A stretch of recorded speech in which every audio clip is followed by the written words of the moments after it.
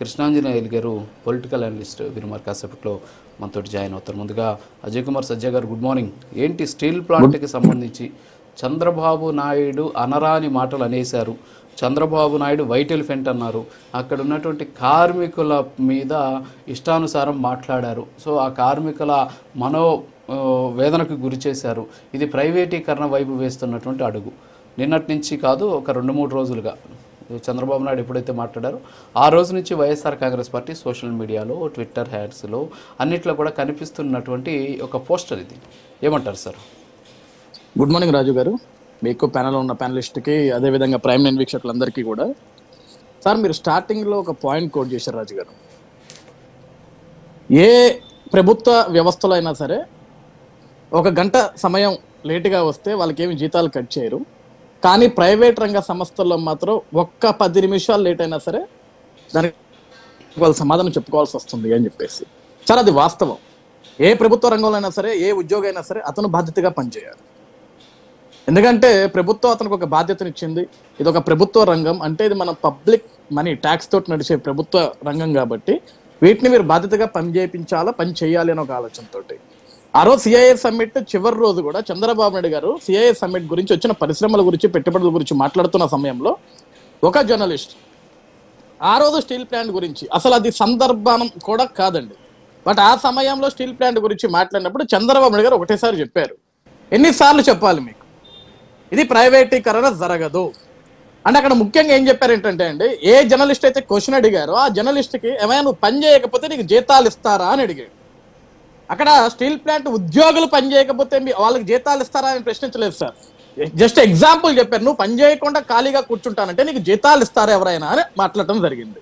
ఇక్కడ విషయం ఏంటంటే సార్, స్టీల్ ప్లాంట్ ప్రైవేటీకరణ అని ఏదైతే వైఎస్ఆర్సీపీ పార్టీ నాయకులు మాట్లాడుతున్నారో 17 నెలల కాలంలో ప్రైవేటీకరణ అంశమే లేదే.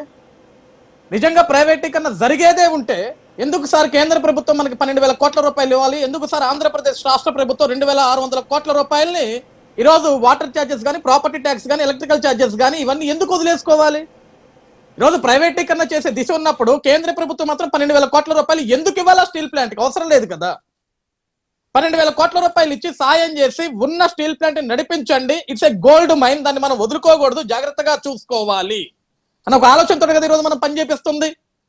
ఈరోజు సమయం సందర్భం లేకుండా ఎక్కడికి వెళ్ళినా సరే ప్రతి దగ్గర స్టీల్ ప్లాంట్ ఏంటి, ప్రైవేటీకరణ ఎప్పుడు అడ్డుకుంటున్నారంటే అసలు ప్రైవేటీకరణ అంశమే లేదు కదా. ఆ అంశం లేనప్పుడు ప్రైవేటీకరణ ఎప్పుడు అడ్డుకునేది ఏంటి? అసలు అడ్డుకునేదానికి అవసరం ఏంటి? అసలు అడ్డుకునే అంశమే లేదు కదా అక్కడ.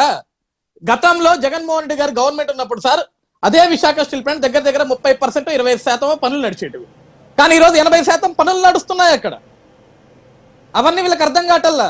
ఈరోజు ఏదైతే కొంతమంది కార్మికులు ఉన్నారో ఒక రాజకీయ ముసుగులో ఆ పనులు పక్కకు పెట్టి, ఏదైతే వైజాగ్ స్టీల్ ప్లాంట్లో వాళ్ళు చేయాల్సిన పనులు పక్కకు పెట్టి రాజకీయ జెండా ముసుగుల్లో, ఈ రాజకీయ నాయకుల ముసుగుల్లో వెళ్ళి మేము ధర్నాలు చేస్తాం, రోడ్డు ఎక్కుతామంటే ఆ స్టీల్ ప్లాంట్ ఎప్పుడు ముందుకు వెళ్ళాలా? ఎప్పుడు అడుగులు ముందుకు వేయాలా? సార్, స్టీల్ ప్లాంట్ ఏ పోరాటాల వల్ల వచ్చిందో, ఎంతమంది ప్రాణ త్యాగాల వల్ల వచ్చిందో అది అందరికీ తెలుసు. విశాఖ ఉక్కు ఆంధ్రుల హక్కు అనే నినాదంతో స్టీల్ ప్లాంట్ ఏర్పడింది, ఆ విషయం అందరికీ తెలుసు. సార్, 2000 సంవత్సరంలో కూడా స్టీల్ ప్లాంట్ ప్రైవేటీకరణ జరగనున్న సమయంలో అటల్ బిహారీ వాజ్పేయి గారు ఉన్నప్పుడు ఆ వాజ్పేయి గారి సాయంలో కూడా చంద్రబాబు గారు మాట్లాడారు, రోజు స్టీల్ ప్లాంట్ ని ప్రైవేటీకరణ జరగకుండా ఆపారు. మళ్ళీ ఇన్ని సంవత్సరాల తర్వాత కూడా మళ్ళీ కూటమి ప్రభుత్వం ఏర్పడిన తర్వాత అదే కేంద్ర ప్రభుత్వం మాట్లాడి స్టీల్ ప్లాంట్ వైజాగ్ ఏదైతే ఉందో అది కొంచెం నష్టాల్లోకి వెళ్తుంది, దాన్ని కాపాడుకోవాల్సిన బాధ్యత మనందరి మీద ఉంది, కాబట్టి మీరు కేంద్రం నుంచి సహాయం చేయాలన్నప్పుడు 14,000 కోట్ల రూపాయలు మనం డబ్బులు అడిగినప్పుడు కేంద్ర ప్రభుత్వం ప్రస్తుతానికి మనకి 12,000 కోట్ల రూపాయలు డబ్బులు ఇస్తే అవి స్టీల్ ప్లాంట్కి ఇచ్చి మనం అన్నింటినీ కూడా వాటిని పనిలో పెట్టి దాన్ని ముందడుగులు వేయిస్తుంటే ఇంకా స్టీల్ ప్లాంట్ ప్రైవేటీకరణ ఎప్పుడు అడ్డుకుంటారు అంటే? రాజుగారి, ఈ రోజు నేను జగన్మోహన్ రెడ్డి గారిని ముఖ్యంగా ఒక ప్రశ్న అడుగుతున్నాను సార్, రాష్ట్ర ప్రజలందరి తరపున.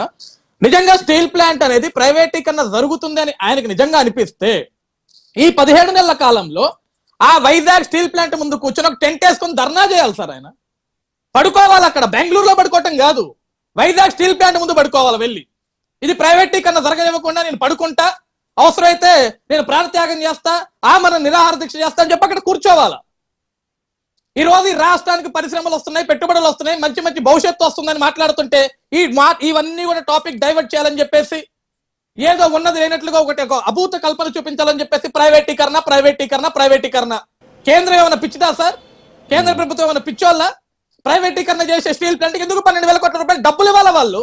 ఎందుకు ఆంధ్రప్రదేశ్ రాష్ట్ర ప్రభుత్వం గతంలో జగన్మోహన్ రెడ్డి చేసిన అప్పులన్నింటినీ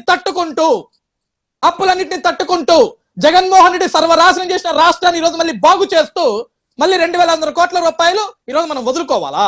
స్టీల్ ప్లాంట్ కి రోజు మనం పవర్ ఛార్జెస్ కానీ, ప్రాపర్టీ ట్యాక్సెస్ కానీ, వాటర్ ఛార్జెస్ కానీ ఇవన్నీ మనం వదిలేసుకోవాలా? ఈరోజు స్టీల్ ప్లాంట్ ని కాపాడుకోవాల్సిన బాధ్యత ప్రతి ఒక్క ఆంధ్రుడి మీద ఉంది, ప్రతి ఒక్క పౌరుడి మీద ఉంది. బాధ్యతతో ఈ రోజు మనం పనిచేస్తున్నాం. అంతేగాని మనం ఒకటి అజయ్ కుమార్ అజయ్ కుమార్ సజ్జ గారు ఇప్పటి వరకు వైఎస్ఆర్ కాంగ్రెస్ పార్టీ వాదన, నిన్న విడుదల రజనీ గారు కూడా మాట్లాడారు దీని మీద.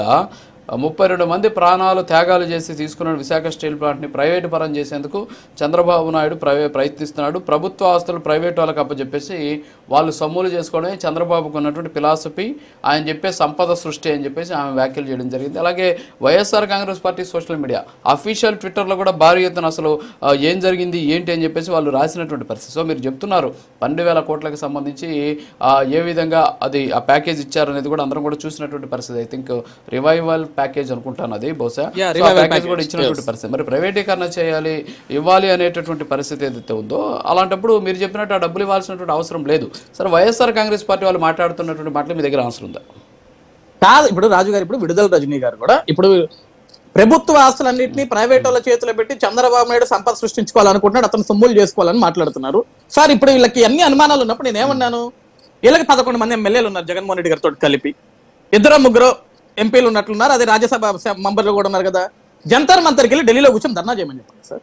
గతంలో వెళ్ళారు కదా, కూటమి ప్రభుత్వం ఏర్పడంగానే ఢిల్లీలో కూర్చొని లోకేష్ రెడ్ బుక్ ఆ బుక్ అని చెప్పేసి అక్కడికి వెళ్ళి కూర్చొని ధర్నాలు చేశాడు కదా, వెళ్ళమనండి సార్. గతంలో వీళ్ళకి ఒక అవకాశం ఉంది సార్. పర్మల్ అద్వానీ గారిని ఆ రోజు రాజ్యసభ మెంబర్ ఎంపిక చేసేటప్పుడు కేంద్ర ప్రభుత్వం, ఆ రోజున్న బీజేపీ ప్రభుత్వం వీళ్ళని సాయం అడిగితే వీళ్ళు చేతులు ఎత్తారు. ఆంధ్రప్రదేశ్ రాష్ట్ర ప్రభుత్వం నుంచి అతన్ని ఎంకరేజ్ చేశారు, సపోర్ట్ ఇచ్చారు. ఆ రోజు అడిగారా సార్, మాకు వైజాగ్ లో స్టీల్ ప్లాంట్ ఉంది, అది ప్రైవేటీకరణ జరగకుండా ఆపండి, మాకు రివైవల్ ప్యాకేజ్ కావాలి, మాకు ఇన్ని కోట్ల రూపాయలు డబ్బులు కావాలి, ఎక్కడన్నా అడిగారా? వీళ్ళు ఏమంటారు తెలుసా సార్, ప్రధానమంత్రి గారు ఆంధ్రప్రదేశ్ రాష్ట్రం వచ్చినప్పుడు ఆంధ్రప్రదేశ్ రాష్ట్ర ప్రజలందరూ ముందు కూడా జగన్మోహన్ రెడ్డి గారు ఎంతో దమ్ముగా ధైర్యంగా ప్రధాని మోడీ గారిని ప్రశ్నించారు, స్టీల్ ప్లాంట్ ప్రైవేటీకరణ జరగకూడదని చెప్పారు. అంటే ఏది జగన్మోహన్ రెడ్డి గారు మైక్ లో మోడీ గారు ముందు చెప్పగానే మోడీ గారు లేచి, అయ్యా జగన్మోహన్ రెడ్డి గారు మీరు చెప్పింది వాస్తవం అండి, ప్రైవేటీకరణ జరగదండి, మీకు ఎన్ని డబ్బులు కావాలండి, మీకు ఎంత ప్యాకేజ్ కావాలని అడిగారా? సార్ ఈరోజు ఏమైనా మాట్లాడేటప్పుడు కనీసం సెన్స్ ఉండాలండి. ఈ రాష్ట్రంలో ఏం జరుగుతుంది, నిజంగా కేంద్ర ప్రభుత్వం ఈ రోజు నిజంగా ప్రైవేటీకరణ చేసే ఉద్దేశమే ఉంటే ఆ 12,000 కోట్ల రూపాయలు ఎందుకు ఇవ్వాలి సార్? ఉపయోగపడినప్పుడు 12,000 కోట్ల రూపాయలు ఎందుకు లాస్ చేయాలి? ప్రజల డబ్బులు సార్, అదంతా ఎవరి జోబుల డబ్బు కాదు, పబ్లిక్ ట్యాక్స్ అది. ఆ ట్యాక్స్ ఎందుకు దుర్వినియోగం చేయాలి? 12,000 కోట్ల రూపాయలు అవసరం లేదు కదా. అర్థమవుతుంది. ఓకే మంచా నాగమల్లేశ్వర గారు గుడ్ మార్నింగ్ మేడం. సో ఓవరాల్గా అసలు విశాఖ స్టీల్ ప్లాంట్కి కూటమే ఎక్కువ చేసింది, అసలు వైసీపీ పాలనలో ఏం జరగలేదు. కొన్ని అంశాలు, రివైవల్ ప్యాకేజీ 12,000 కోట్లు అంటే 11,880 కోట్లు సంథింగ్ ఏదో ఇచ్చారు, దాన్ని 12,000 కోట్లు ఇచ్చామని చెప్పేసి టీడీపీ చెబుతోంది. అలాగే అక్కడ ఉన్నటువంటి కరెంటుకి సంబంధించి, విద్యుత్తుకి సంబంధించి బకాయిలు, అలాగే సెక్యూరిటీ ఫోర్సెస్కి సంబంధించి ఏపీ ఈపీడీసీఎల్కి కూడా దాదాపు 2,600 కోట్ల రూపాయలు